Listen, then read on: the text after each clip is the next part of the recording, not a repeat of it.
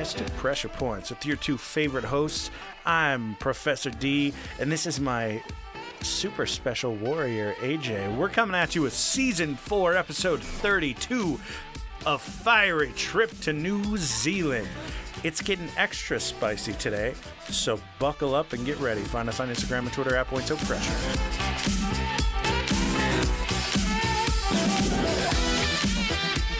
Damn, you almost didn't get that in there at the end. I've been exploring my options as the end of a car advertisement. Oh, yeah. So we'll see. The disclaimer. Yeah. 0%. No, fuck. It's over. It's because I'm watching. My career's over. Yeah. It's because I'm watching. Don't look at me. Don't look at me. But yeah, since we made it big time on the Patreon, this is not an ad for our Patreon. We're just spamming it this month. Yeah, we are. Sorry. I'm so sorry. Fine. That's fine. It's there, though. But because of that, we've been able to take a trip all over the world. Last week, we didn't mention it, but we were actually recording in Madagascar. Yeah. Yep. We were. Yeah, a couple weeks before that, we were in Lithuania. We didn't want to mention it at the time because it felt really pretentious to say, we're in Madagascar right now. But yeah. We don't want to show our wealth. Yeah. I don't want to flaunt... I don't want to flaunt our Patreon wealth with 10 subscribers in your face, but, bitch, we've made it. Did you see the, okay, no, I'll bring that up after. Yeah, so this week we're in New Zealand. It was a hot trip on the boat, and we're just going to talk about what we've been doing in New Zealand for the next 50 to 60 minutes. Yeah. Yep. We are regularly doing on-location reporting. Starting now. By CNN. Sponsored by Fox News and CNN. At the same time? Yeah. Ooh, we're dirty. We're bipartisan, naughty. Baby. We're naughty. At least, I hope I'm the left-wing extremist and you're the right-wing extremist. If I am, I will kill myself at the end of this episode. Okay, the next thing. This is definitely not something generally for the general audience, but do you see we got an email back from that jetpack place? Oh, let me take a look. Did you like my response? Yes, but it was too detailed. So now they're asking what company we represent. If you guys don't know, we talked about this on the Sloppy Seconds. No worries. We'll talk about it after in the other Sloppy Seconds. Find us there. Yeah, if you want more details on the stories. But we've basically been trying to buy a jetpack. Yeah. Wow, they just blatantly were like, okay, cool, yeah, fuck you. Yeah. So, I asked too many questions. You did. I did. You said there was too much of a we. But should. There is a we. It's us. You should respond and say, Pressure Points LLC. Okay, yeah. But do that later. All right, sorry. Interesting. Okay. Now that all the pre-show is done. Yeah. Have you seen the news recently? Most of it. I don't know. The pumpkin harvest is going so well. There's so much news currently that I don't know what you're referring to. I know. That was on purpose. I'm talking about the pumpkin harvest. The Tenet winning awards. No. I don't know. What the fuck are you talking about? Nothing. I was hoping you knew something that was going on currently. No, I mean there's a lot going on. Yeah, something that we want to talk about. Everyone's fucking seen everything going on. Hold on. Let's go to Reddit real quick. Click on popular. Let's see what's sponsored at the top. Oh God. It's loading. Jeff Bezos, #1. This started out as a promising episode and you've ruined it. Is he suing NASA? I don't know. Fuck that guy. I don't give a shit. Fuck him.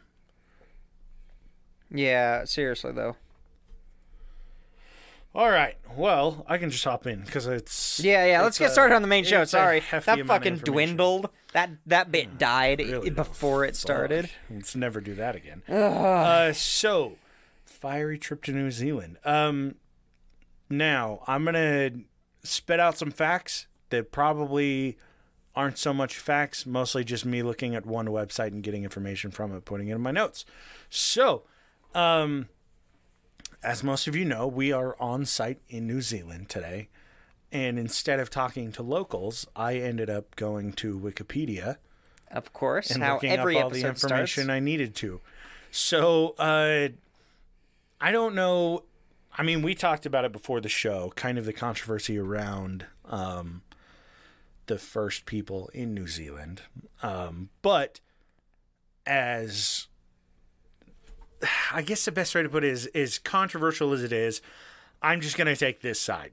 Like, I'm not going to get too deep into it. I'm probably very wrong.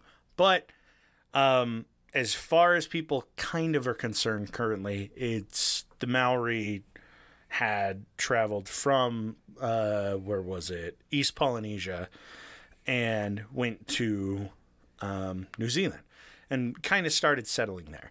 Now, there is information that there were people like in outer lying areas that were enslaved by the Maori. I didn't look much into that. So if that is the case and there's more to it, I apologize for not going over it further. I'd be happy to talk about it later on. But we're talking about the Maori today. So in 1320, like I said, the Maori had come over from East Polynesia and basically started settling New Zealand. Now, they're viewed as the indigenous people of New Zealand, just because they go back as far as they're concerned, which it's crazy to me. I mean, for the United States and for like America and everything, or the North America, I should say, like white people came in fucking what, 1392, 1590, I don't fucking know. I don't really care about a lot of it, but the indigenous people in the North Americas have a very, very long history prior to that. New Zealand, they don't really have a lot of information because, like AJ and I had talked about beforehand, if they find anything that looks like it was before 1320 or 1310 or before the 1300s, the Maori just kind of say, that's ours, you can't look at it. Like, you can't do any testing It's a protected, it's a sacred site, it's this old. Is our thing, yeah. Which, I mean, hey, it very well could be, yeah. you know, and I'm not their gonna, stuff. I'm not going to say that they're lying because I haven't looked into it at all. But as far as what I've seen, like, it basically says the 1320 is when humans existed in New Zealand, which is just fucking crazy. Mm-hmm. So if you know about the Maori, you know that it's a very, very rich culture, more or less. Now, Maori actually means normal, natural, ordinary in their language, and it's meant to distinguish mortal humans from deities and spirits. Which, cool. Yeah, not bad. Know your place. Yeah. And I mean all people, not just Maoris. Know your all place, people. humankind. There we go. And the Maori also have a very, very, like, hefty, really heavy battle traditions. What was that? I don't know if you ever saw it. It was on like Spike TV or some bullshit. It's like The Deadliest Warrior or something. Oh. Did you ever watch those? Fuck yeah, I watched those. They would study the weapons that they would have, like, and authentically. They would, like, pit them against and then they would, like, different digitally run simulations to see who would win based on the different weapon groupings that they would use. Dude. So in high school, I had a girlfriend that her dad went on a Mormon mission to New Zealand. So he had all this, like, cool Maori stuff. Like, he knew the kamate. Like, he knew a bunch of shit about all of it, and he would talk about it. And when we saw it on Deadliest Warrior, I was like, yo, these guys do not fuck around. Because they're pretty badass. They're I'm badass. pretty sure they beat the pirate. They're scary. I don't remember who they were stacked bro. up against. Like, they do not fuck around. So, their fighting was carried out by units that they called hapu, and I'm gonna butcher all of these. I'm just gonna say them how I think they're said. Stop hiding your eyes. Look at me in the face. Their believed combat was sorry. Holy fuck. So they believed combat was like sacred to their ancestors, and they would fight for spiritual power and prestige. Now, they would use the term mana a lot. Like, they would fight for the mana of power, the mana of prestige. And some people practice cannibalism to get the mana, more power. Yeah, the mana of enemies in battle. You take down an enemy and you fucking eat him. Part of you it. have his power. It's usually the heart or the liver. whatever, but they'd Sometimes go the brain. all in. Yeah, That's why kuru was invented. That's not was invented. Fuck me. In 1320. No, different area, but eating people. So a lot of it's interesting to me because a lot of people see cannibalism as this like the worst fucking thing you could do, but in this culture that so many people are like, oh wow, the Maori, these powerful warriors, it's like these guys are eating people because they found power from it, which I mean, fucking hefty. I've dude. never Like, tried it. I'd like to believe that it works, and that's why it's illegal for cannibalism. You would become too powerful. Exactly. His power levels are over. You'd become 9,000. Super Saiyan. Yeah. Cyan. Super Saiyan. Saiyan? No. How do you say it? We can't say Saiyan because we'd get sued. We'd get a cease Oh, and it's desist. cyan. Super Cyan. Soup or cyan today? I'm feeling extra blue. So, now, I'm sure do you know what the Kamate thing is? Yes. Okay, thank God. If you don't, look it up. I was going to play a video of it, but I don't know if that would be a problem. I don't know. Let's So I not didn't. Google it. Yeah, so I Try to spell that. I mean, I pulled up videos. I could pull it up, but that has 1%. Ritualistic dance. No, it's called Kamate. Yeah, no, that's what I'm saying. It is. Oh, but yeah. So it's this really almost intimidating like pre-battle dance that they do. Fuck yeah. Like, I ended up finding an article that talked about how Arizona University was whitewashing it, and that people were looking at it as like a comedy thing in the U.S. rather than Jesus. seeing the actual culture behind it. I'm not surprised white people will ruin anything. I got a really good insights on what it is. So Kamate was... So now they perform it a lot before sporting events because you're generally not going into hand-to-hand battle on the shores of New Zealand, of all places. But they do it a lot before sporting events. But initially, it was a pre-battle cry to kind of symbolize and show off their man of prestige. To kind of say, hey, I've eaten 32 dudes, and I'm a powerful son of a bitch. Like, it's... Eat my ass, yeah, bitch. imagine like you're stomping the shores of New Zealand. You're like, oh yeah, we're gonna fucking take this place, and you just hear this chanting in the background. Yeah. I would leave. I would get the fuck out of there. Synchronized chanting. Especially after they walk out of the trees and they're covered in these fucking tattoos and shit. The tattoos and war paint. Oh, and, dude, it's oh wild. my god, the clothing that they wore itself was crazy. The tattoos that they have are called tamoko. And it would symbolize your social rank, your ancestors, your personal history, knowledge, skill, your eligibility to marry even. Like, the thought and personalization that goes into all of these tattoos covering their bodies are incredible. Because you're never really going to find ones that are exactly the same. And I mean, this shit, if you haven't seen it, look it up, because it covers their face. Some people will get it on their tongue. Oh yeah, it's badass. Like, it's fucking huge. And it's not... Back then, when they were warriors, they were fucking dedicated. It wasn't this simple, like, oh, like... No, it's stick and poke, yeah, right? With the stick. No, it was not stick and poke. I mean, isn't anything that's not with a gun called stick and poke? I mean, stick and poke is what I do to my girlfriend on the weekends, bada bing! That's not true. You don't get laid. No. No. She makes sure to finish herself off before you show up. They would use knives and chisels. I mean, that's kind of stick and poke with a chisel. It's a little more than poke, I guess. It's the old stick and chisel. But yeah, they would use knives and chisels, and like in some cases, they would cut out the skin and then just put the ink in there and let it heal badass. over. Yeah.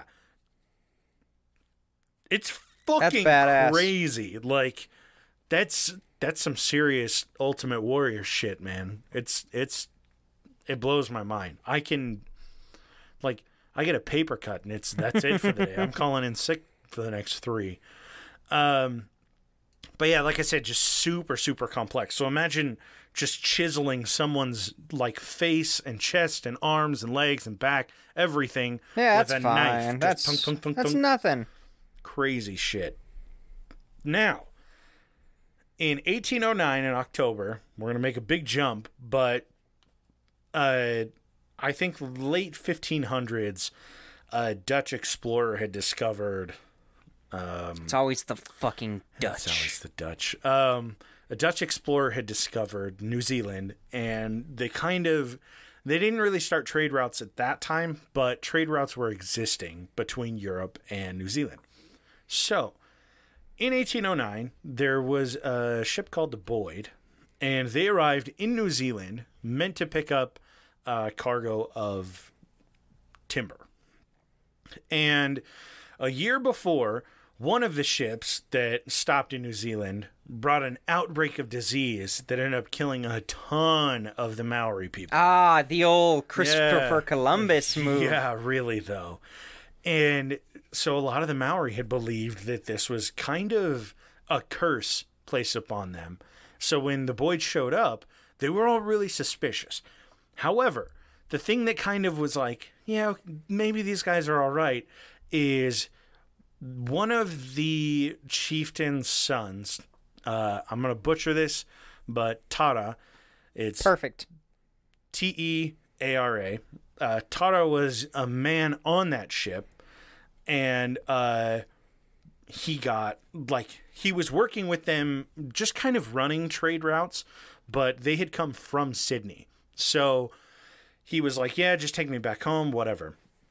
Now, like I said, Tay was the son of the chief, but he was expected to work on the vessel still. And he was ignoring orders, or at least that's what the Englishmen on the ship were saying.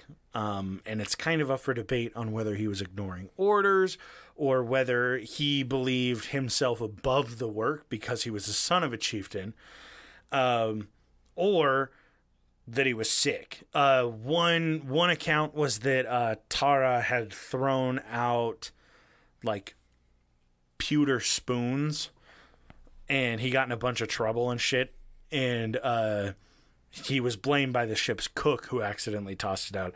Kind of just like a bunch of stupid ship gossip, right? Ah, yes, the best. So Tara was he got flogged with a fucking cat of nine tails.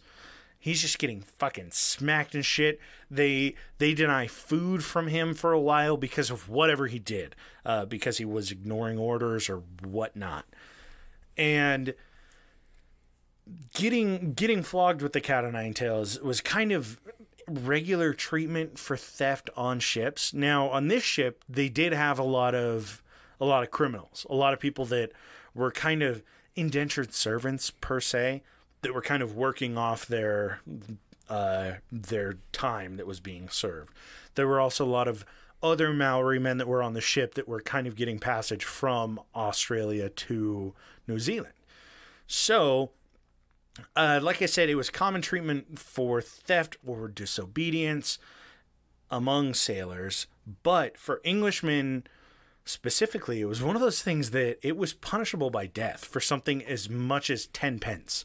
Anything stolen above 10 pence, you were dead on the ship, which is fucking crazy. Don't fuck around on a ship, goddamn. So, the other problem is that the Maori culture believed that chiefs' sons were not to answer to outsiders' orders at all. They answered to their father, and that was it. Okay, so there's a little bit of a rock and a hard place here. Yeah. Now, after Tara got whipped and flogged and was being denied food, the ship's cabin boy, Tom Davis, he tended to Tara's wounds after his beating, and he would actually smuggle food to Tara, which I was like, well, that's respectable. Yeah. And I think that it kind of gives Tara some credibility, so much so that it's not like, oh, he was just a spoiled chief's son. Yeah. Like, I kind of believe the pewter spoon story a bit more than any of the others, and that he was probably just being singled out too. Yeah. So, Tara gets his ass kicked. Tom helps him out, and Tara ends up going back to the ship's captain, gets on his good side over the next few days, and he encourages him to port and I didn't write down the name of the city because I knew I would fucking butcher it. New Zealand town. Yeah. So he gets on the captain's good side and says, "Hey, we have these really great trees out there that are perfect. They're exactly what you're looking for. Land in my hometown, and I'll get you the timber that you want." Now, John Thompson is the captain of this ship. It's Captain John Thompson. John Thompson. My mistake. So, John agrees. He says, "Yeah, by all means, we'll go. Like, show me these." And I mean, these are huge trees. They're called kauri trees, I think. Kauri. You should look it up. Quarry. Kau. Kauri. Kauri, but I wasn't sure if it was Kauri and Maori because they're spelled different. It's probably Kauri. I don't know. So he says, hold on. Kai. I'm gonna look. Kauri. Kauri. Big Okay, cool. fucking trees, dude. So I mean, like, if you're headed for a timber run, this is your wet dream, 100%. So. When they land, the captain agrees. He goes, "Yeah." John says, "Yeah, we'll land in your little hometown." They're big. That's a big bitch. Yeah, dude. They look like Rafiki's damn. home in fucking Lion King. Like It that. looks like a big-ass redwood. Like fucking tree. They're huge. Okay, yeah, those are big ass fucking trees. So John agrees. He says, "Yeah, like, I mean, if they are what you say they are, then by all means, we'll go there. Let's go get some wood." Yeah, let's get some fucking wood, baby." So they stop at Tara's hometown. Tara hops off. He goes, "Hey, I'm going to go see my family and everything." And he goes to his tribe and tells them everything that happened on the ship. And he says, "I demand utu," which utu is a reciprocation of deeds, whether it's good or bad. So, I mean, this is a matter of like somebody does something good, then you gift their level of kindness back. If they do something bad, like whip you with the cat of nine tails. Like whip a chief's boy. Yeah. Now, the other thing about whipping a chieftain's boy is that the flogging of Tara is viewed as bringing a loss of face to the chief. Mm-hmm. So a loss of like mana, prestige. Respect. So, yeah. So this kind of utu that they're seeking out isn't just like, "Oh, well, we'll hit him back."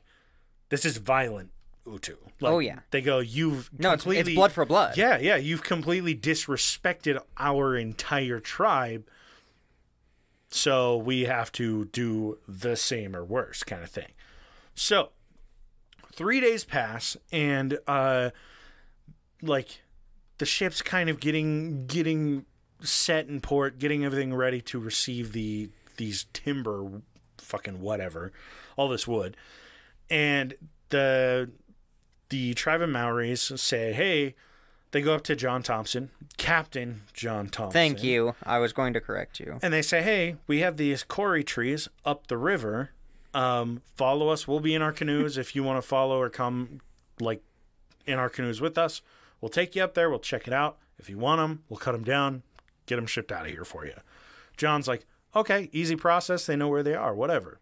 Easy. Nice. Yeah, right? Now, Thompson says he's going to take his chief officer and 3 other people up the stream with these canoes.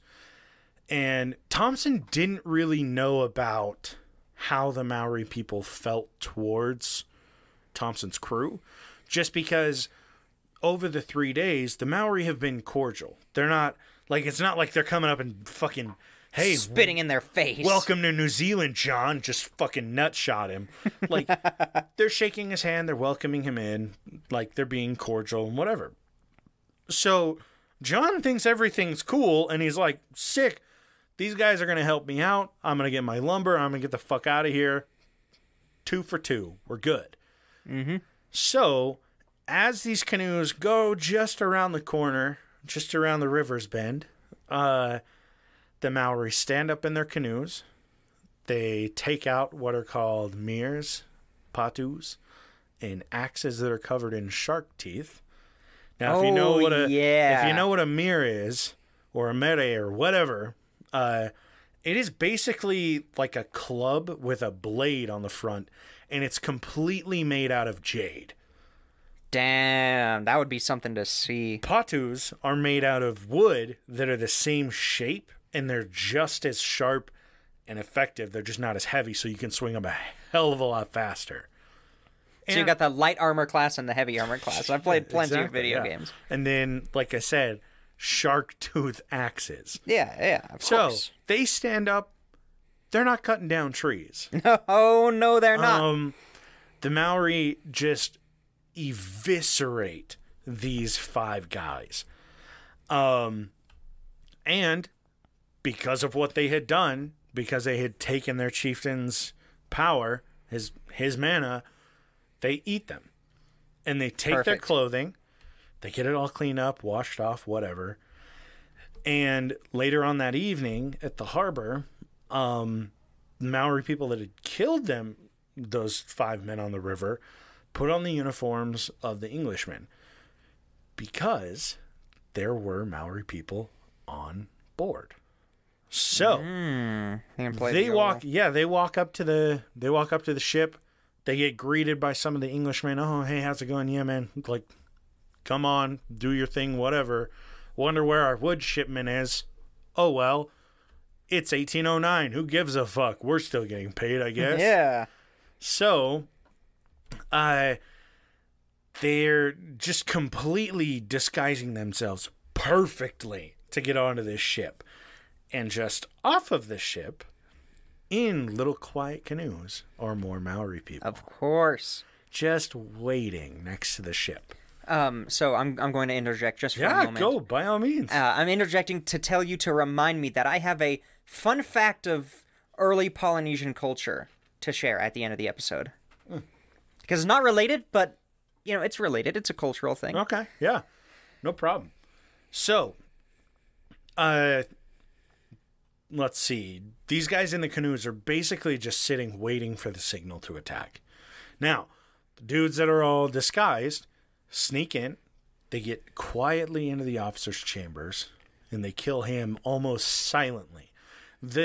These meres or whatever it is that they're using, like, I saw this on Deadliest Warrior. I know.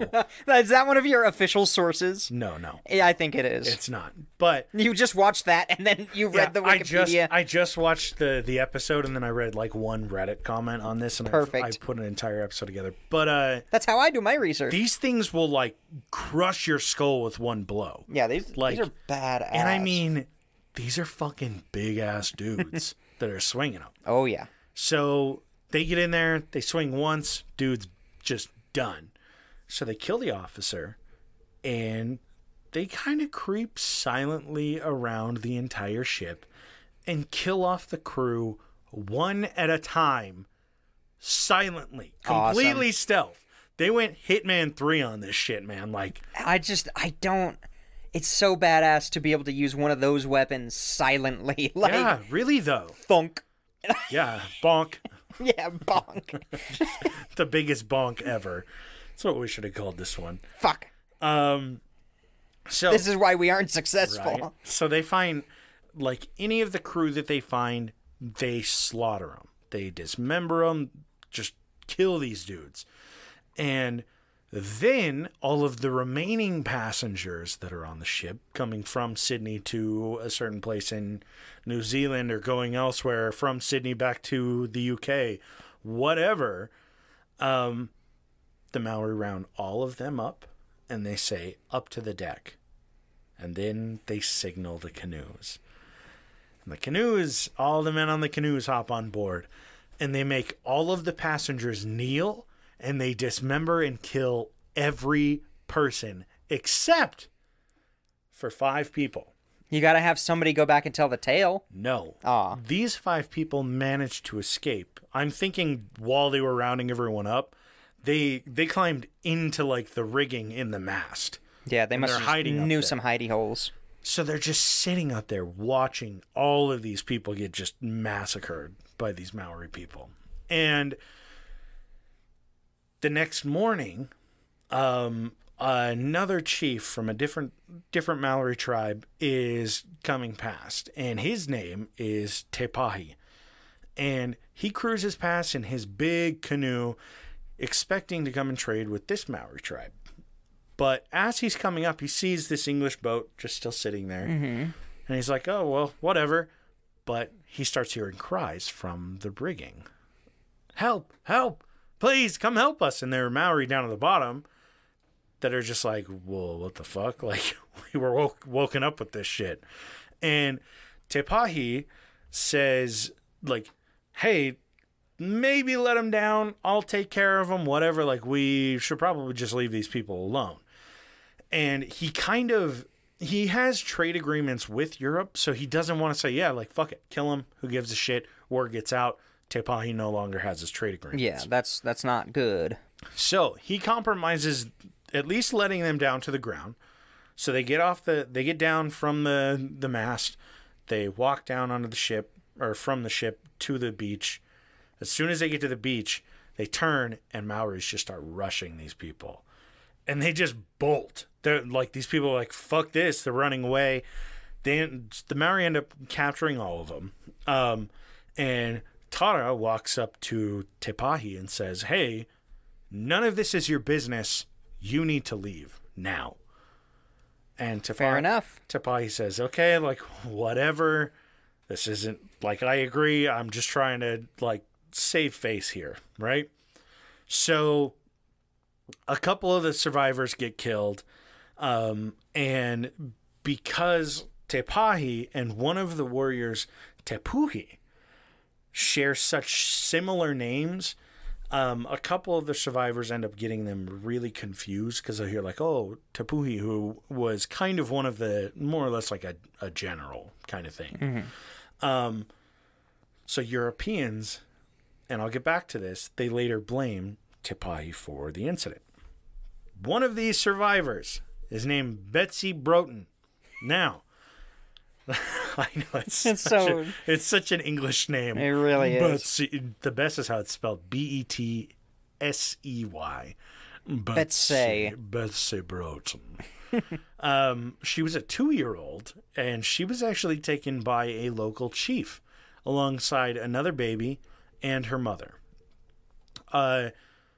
Tom Davis was one of the surviving people. He was actually completely saved for his kindness to Tara. Well, all right. Kindness pays, bitches. Utu, baby. Oh, yeah. Give it back.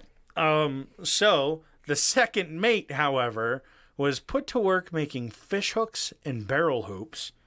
And when the Maori basically realized that, one, his skills weren't really all that great with what he offered, because I'd imagine they've got him lined up for the mere shot. They've got him ready, swinging back, and he goes, I can make fish hooks, I can make barrel hoops, whatever. And they're like, okay, yeah, like, I guess. Fuck it, let's give him a shot.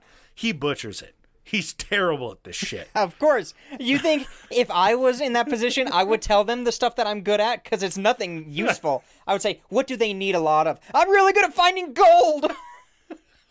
I'll suck your dick. I can kind of 3D print. Yeah. My 3D printer keeps fucking up, but it's okay because it's my fault.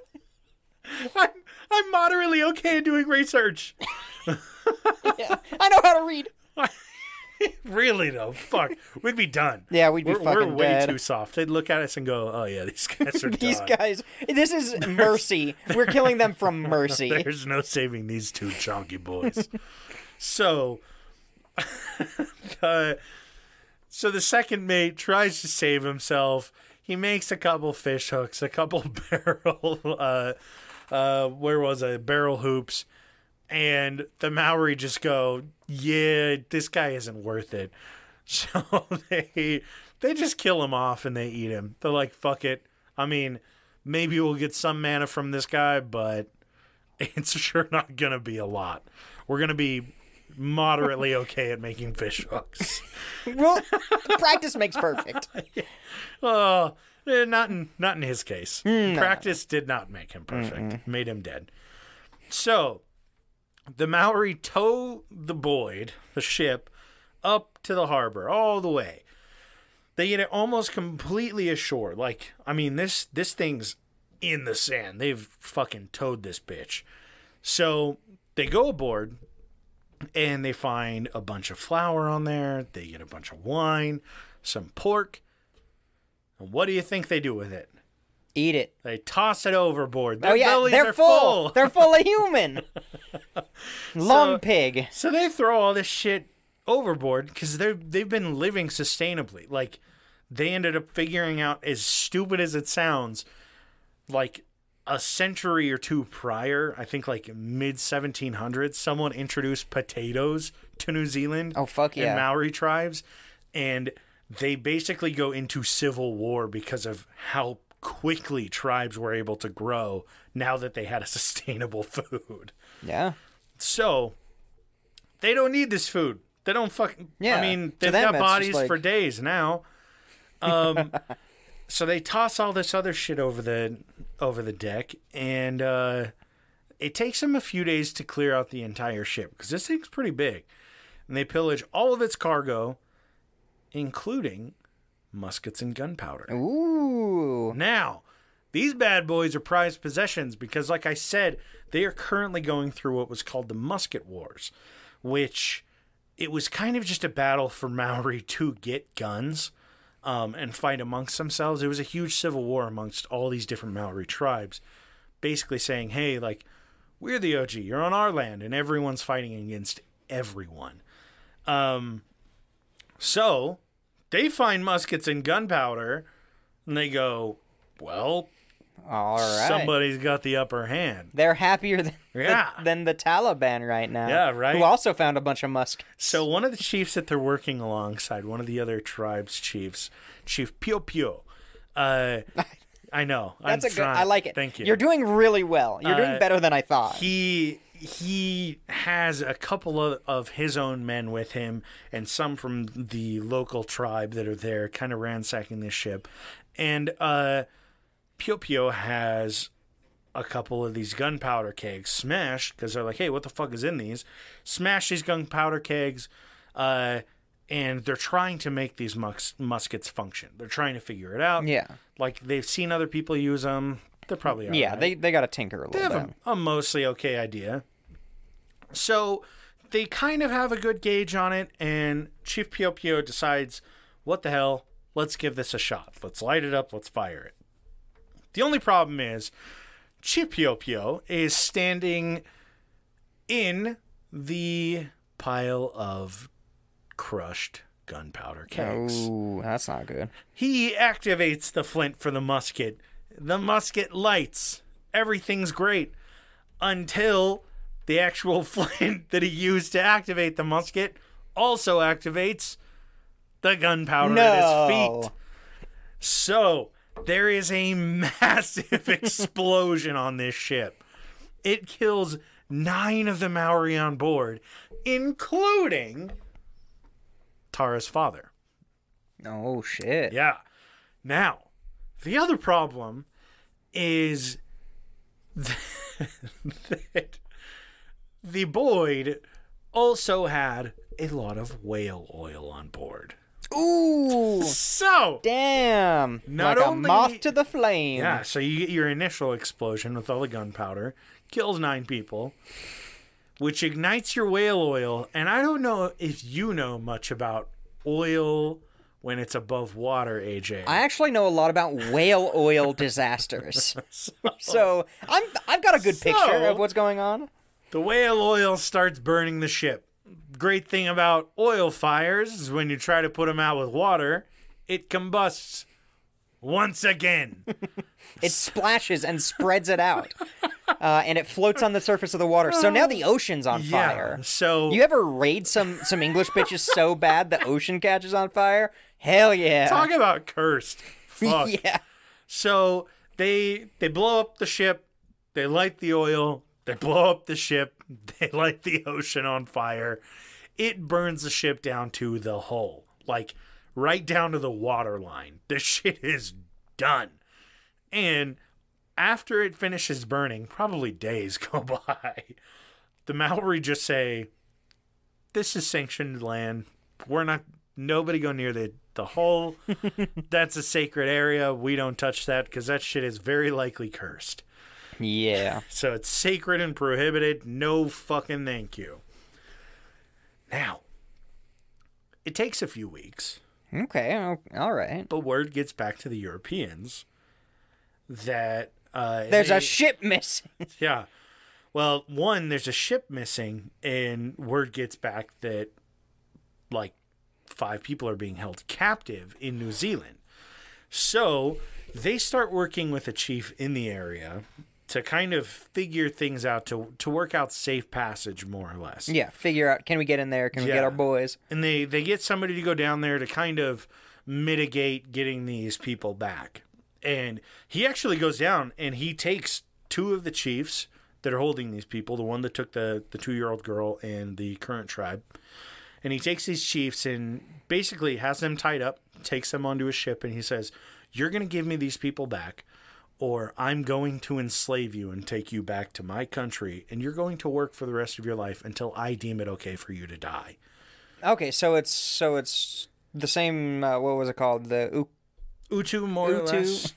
Well, you fucked us up. Yeah, so it's very much eye for an eye makes the whole world blind. Yeah, so it's an eye for an eye for an eye, and it just continues. Now, they ended up getting Anne Morley, who is the mother to the daughter, the 2-year-old, Betsy Broughton, and Tom.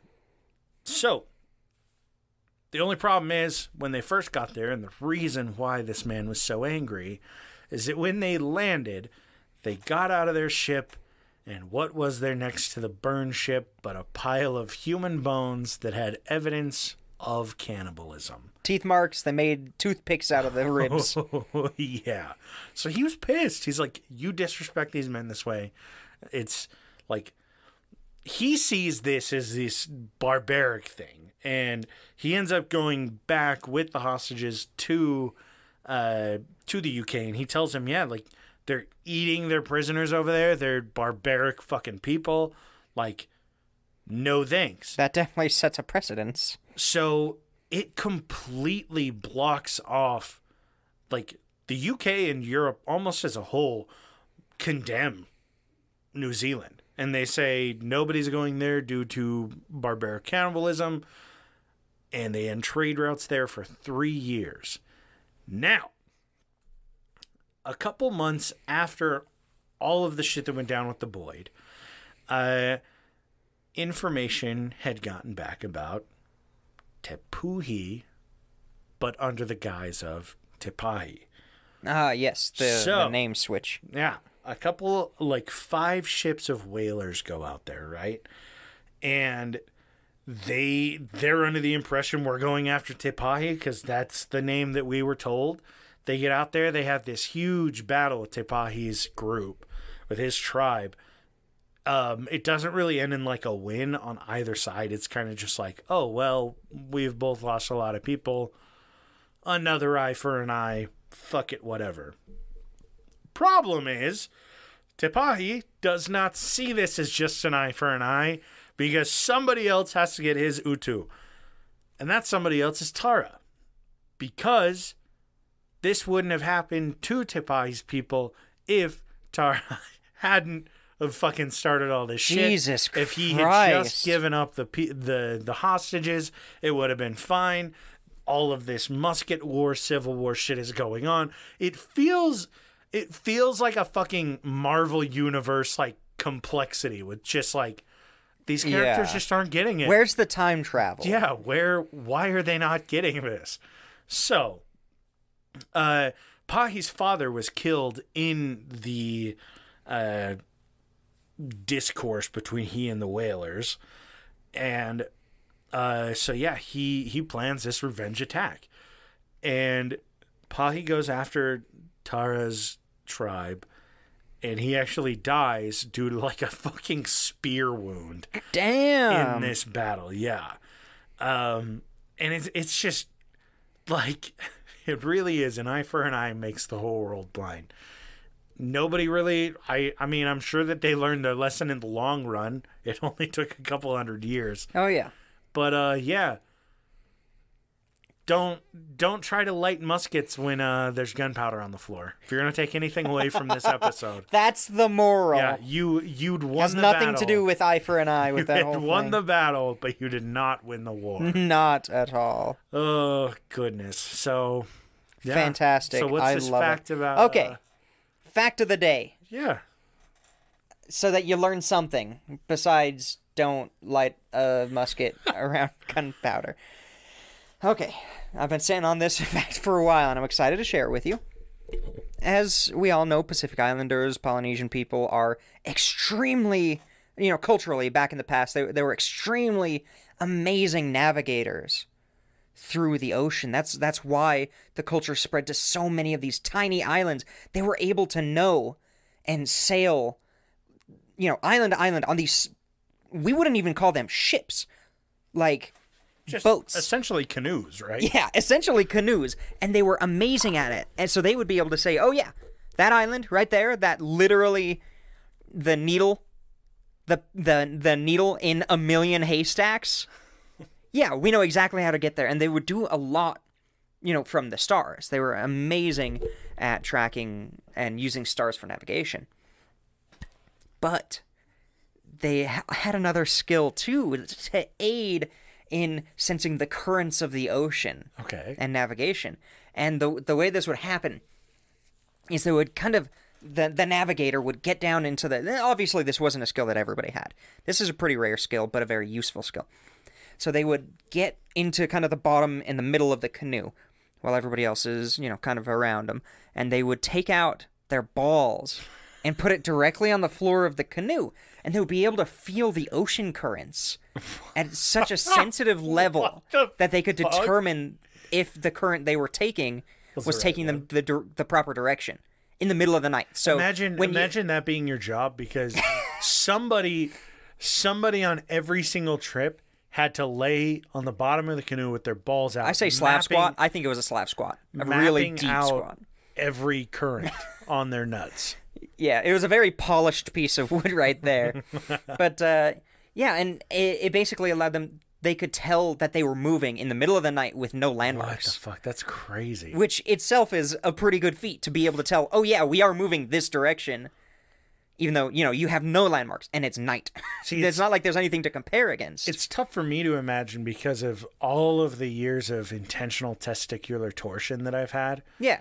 Like, all of the ball torture, it's hard for me to imagine being that sensitive that you can feel those things. Yeah, the C&B torture. I mean, I have so many broken blood vessels down there. Like, it's basically merged into one blood vessel. The amount of times I've come out of a sexual encounter with blue and purple nuts. I'm surprised it's not just mashed potatoes down there. It's getting close, though. Yeah, it's pretty close, yeah. It's like a slightly soaked sponge. Yeah, it's a potato that's been sitting in water for too long. Oh, God. Oh, Lord. But yeah, that shit's fucking that's real. wild, That's dude. Actually real. I didn't make that up. I did. I don't like rough ball play. Please. He does actually draw whatever you think he looks like. Yeah. Getting cock and ball torture and DM him onto the send it on Instagram and Twitter. No, actually Twitter. Do Twitter. Yeah, Twitter, because then I can share it. Oh, somebody just got shot upstairs. Somebody just fucking died upstairs. Welcome to America. So, leading your way across the Pacific using only your balls. I dig it. Yeah, no, it's pretty cool. That's impressive. They had all sorts of other crazy, awesome like technology and knowledge but this is that. But this is the one that stood out to me for some reason. I wonder why. What would that even look like? Like, do you have pictures of that? No, before cameras existed. Do you have like a drawing of what that might look like? I mean, I'm sure you could just Google it. You can draw it. You're an artist. Thank you. I appreciate that. Go ahead and draw that. No, thank you. Then put it on the Patreon. Oh, God.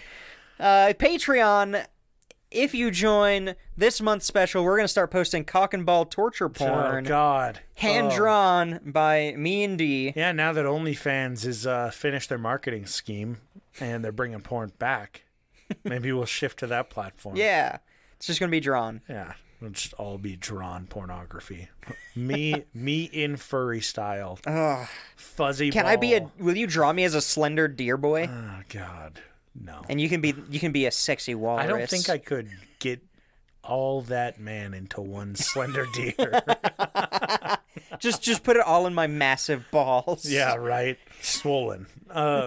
Angry, puckered. Jesus Christ. Do you have the patrons? Let's end Oh, this. okay. You want to transition? Yeah, let's transition out of that. Patreon.com/points-o-pressure. If I'm wrong, nobody's corrected me yet. I think it is. I think if that's I looked wrong, it up. please tell me. Thank you guys so much. You keep the lights on. We just use you guys to re-up. We've been renewed for another year. We paid for hosting, so we're good. We have to be on for at least another year. So thank you so much to Abby, AJ's Third Nut, Lindo, NSA Isn't Real, D's Nuts, Not me. Nordic Thunder, Toddlewaddle, Dark Runner, Haley, and Casey McFacey. Instagram and Twitter at PointsOPressure. PointsOPressure. Oh yeah, duh. I'm supposed to talk about like what we actually have on the Patreon, the incentive. Oh yeah. 27 episodes of Sloppy Seconds, just a short banter, fucking around. Yeah, little extras. We don't necessarily extend the episodes, but like we talked about in the start of this episode, we reach out to multi-billion-dollar companies and make a fool of ourselves. So if you would and like... get called out immediately. It took 2 emails. Fuck. I thought I did well. No, you went too corporate. But yeah, if you guys want more information, or not more info, if you want to hear us more, check that shit out. Yeah, Follow we also us. do like some behind the scenes We stuff. have some super low price tiers, like $4.20 a month. Yeah, it was just a random number. It came to me in a dream. 420 666. Yeah, Oh yeah. It's cheap. So if you're willing to join, if you can find the time to join, and if you can afford it. Yeah, of course. Yeah, don't skip on paying for your mom's. Actually, skip on paying for your mom's and just pay us. Yeah, No, that's true. Fuck your mom. Pay us instead. But yeah, that should be our slogan. fuck your mom. Pay us instead. I dig it. We'll do that. No, but seriously. Yeah, check it out, and it'll be appreciated, and we'll call you out. It's an easier place to find us, I guess. Yeah, no, We actually get email notifications about these messages. Yeah, seriously. We both have turned off notifications on our phone most of the time. Yeah, we hate it, but we do our best. But yeah, so always, though our notifications are turned off, still reach out on Instagram and Twitter at PointsOPressure. We'll get back to you as long as you ain't crazy. Yeah, and even if you are, we'll probably still get back to you. We'll probably get back to you. So yeah, check it out, and we will catch you fuckers next Monday. Thanks again for joining.